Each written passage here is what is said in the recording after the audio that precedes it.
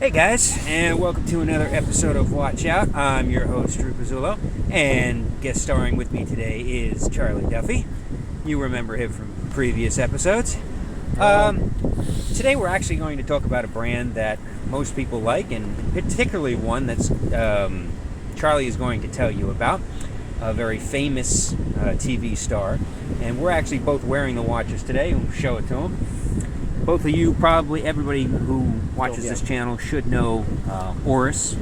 Okay, Oris is a Swiss watchmaker.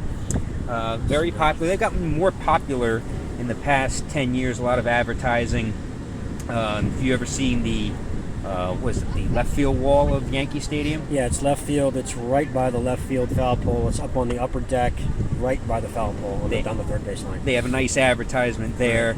Also, Aaron Boone is one of the spokespeople for Oris. You can see in the games he's wearing them all the time. Yeah, absolutely. So, basically, but while we're doing this episode, this is actually a unique story Charlie was telling me about Kevin O'Leary, who is one of the stars on Shark Tank. So take it away, Charlie. Tell them the story about why Oris got a nice, prominent advertisement from somebody like Kevin O'Leary.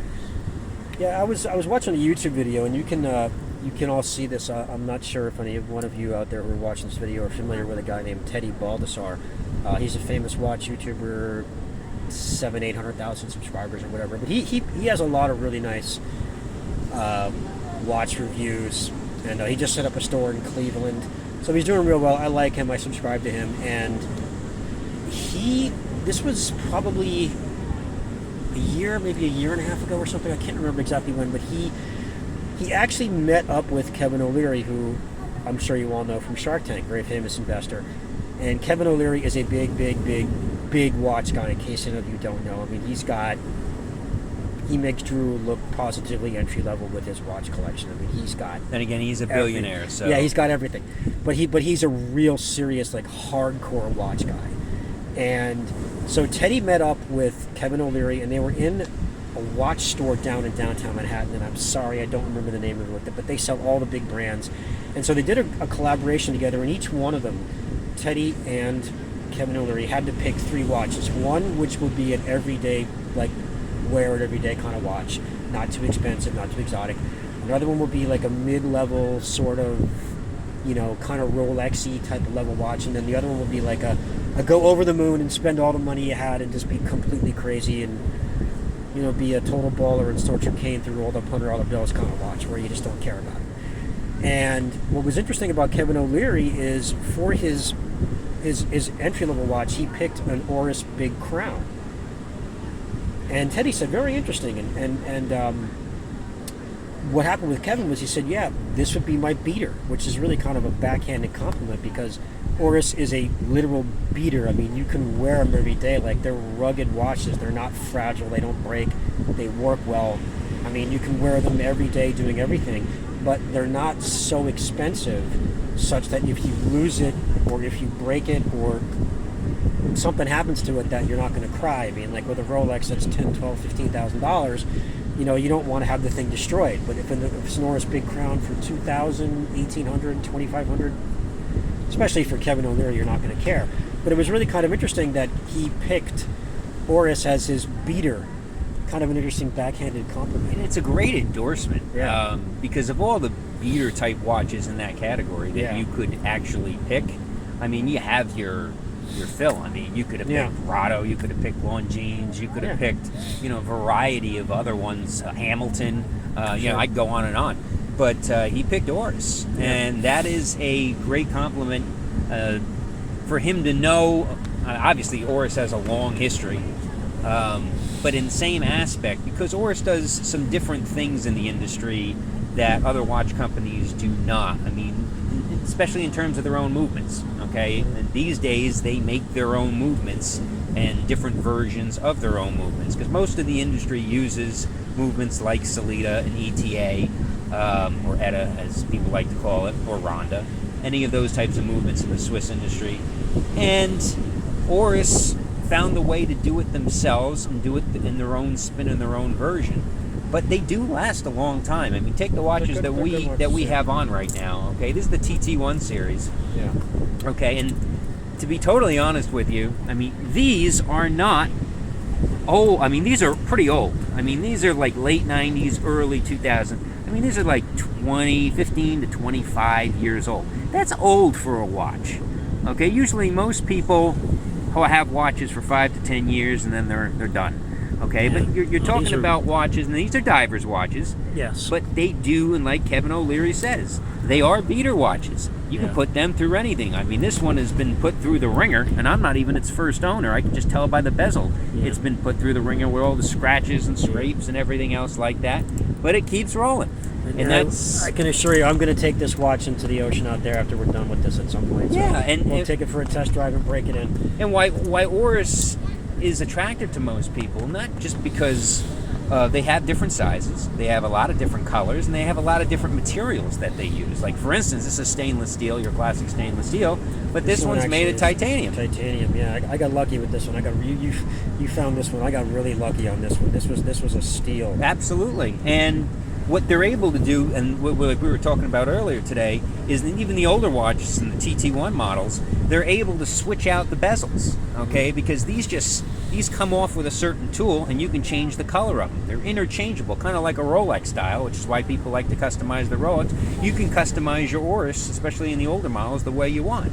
And this one's telling time from the traditional sense. This one's telling time as a regulator. Yeah, let's put this in there so and show it again. If you, like for instance, everybody knows how to tell time on a regular watch, but now let's put the regulator right next to it. Yeah, and if you look at the regulator, it has 3 different dials. One is telling the hours, one is telling the minutes, and one is telling the seconds. That's how time used to be taught, and that's how it used to be shown when it was first invented. Not all 3 hands telling times at once. It used to be done as the regulator, right as I'm pointing to Charlie's watch. This is the modern day version. That is the older version of telling time, but Oris brings them both in a modern day flair. I think I have Not this too many people actually will do regulators like they used to do back in the olden days. So Kevin O'Leary appreciates the history of watches. We all know that. He's a watch enthusiast. But he also appreciates the fact that you have to have an everyday type watch, a beater watch.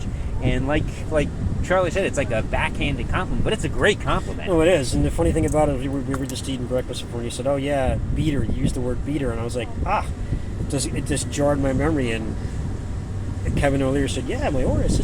For a beater watch. Yeah, Oris is a great watch. Yeah. It is, and it's a good everyday beater type watch. If you're going to the shore, you're going diving, or you're going, out to eat. Or there's a variety of different things that Oris watches are used for. But being a beater watch from Kevin O'Leary is certainly a compliment any brand would take any day. Right, yeah. And I just thought that was interesting to do an episode on. So if you don't have an Oris, or you're interested in Oris, I suggest you go look at their website, go on eBay, go on Chrono24, take a look at the models, take a look at all the different options that they have, and look into it, because they are, in fact, a very, very good watch company, which we both have multiple watches of. And any last words from you regarding Oris? These obviously these are. I guess we failed to mention that this is the TT1. But this has been replaced by the Aquastate. I have a newer Aquastate that I bought in 2022. It's a blue one. I have it here with me on the trip. I'm just not wearing it right now. But the Oris Aquastate is their replacement for this guy here, the TT1 series. They're great watches too. Waterproofed. I think they're 30 ATM or down to 1,000 feet, 300 meters. And the other interesting and they're thing, affordable too. They're not bad. Yeah, they're great. The other interesting thing Oris is doing now is the in-trend is being a sponsor for different charitable events. And their charitable events, especially with the watches that they do release, I've done previous episodes on Oris, and they do to save the barrier reefs. That's why you see a lot of limited edition Oris coming out to save the reefs. They're also doing their Aquastate series with recycled plastic from the ocean, which you'll see all of their dials are recycled plastic, so not one of them looks the same. And when we go to Oris, we go to the NYC Watch Time, and they're constantly telling us what the biggest watch is from them. Last year, it was the Kermit watch. Yeah, the green Kermit the Frog we call it the Kermit watch. I don't know what the No, that's official what it's name- called. Oh, It was is Kermit. Oh, The okay. Kermit was right next to it. They Yeah. had a big thing of Kermit, and they had a Miss Piggy one as the pink version. It still blows me away that was their That was their number one selling seller. watch. Was it 2020? It was the Pro Pilot. Yeah. Pro Pilot. That was 2022. Yeah, they weren't there last year. Yeah, I thought it would be a flavor of their Aquas date, but apparently the Kermit watch was the number one. And But it just goes to tell you they have all different styles. Yeah. They have all different colors. They have all different options for everybody. And you can see why somebody like Kevin O'Leary would say, hey, this is a great beater, everyday type watch. It's going to last you a long time. The movements are very reliable. And their service is actually very, very good. So you have no problem. He had to actually, Charlie had to go get a couple links for well, I have another one. I bought, TT1. This one, like I said, they don't make the TT ones anymore, but you can find these on eBay. This I bought on eBay. I think you bought yours. I bought mine on used. eBay, correct. And then I have another one that I bought on eBay. It's a smaller version of this, and it's a regular. It's not the old sort of one where you have the hour and the minute separately. But that one it came from Japan, and the person who had it must have had a wrist the size of like this little umbrella. It was just too small. Yeah. So I bought 2 links. I only needed one, and still. And ironically, that's how we both discovered the wind-up watch fair. Yeah. That we now go to every year as well. We don't broadcast from there because it would just take too long, and I don't have that much energy. Right. But it's the wind-up watch fair, which is another thing that Oris does sponsor. One of the main sponsors. Well, yeah, they're right in the front. They're a big prominent. Absolutely. They're right in the So, again, everybody, thank you for listening to us today. Please like, subscribe, give me your comments, give me your feedback. As long as it's not too negative, I'll take it. And we will see you on the next episode of Watch Out. Okay, thanks. Have a good day, everybody.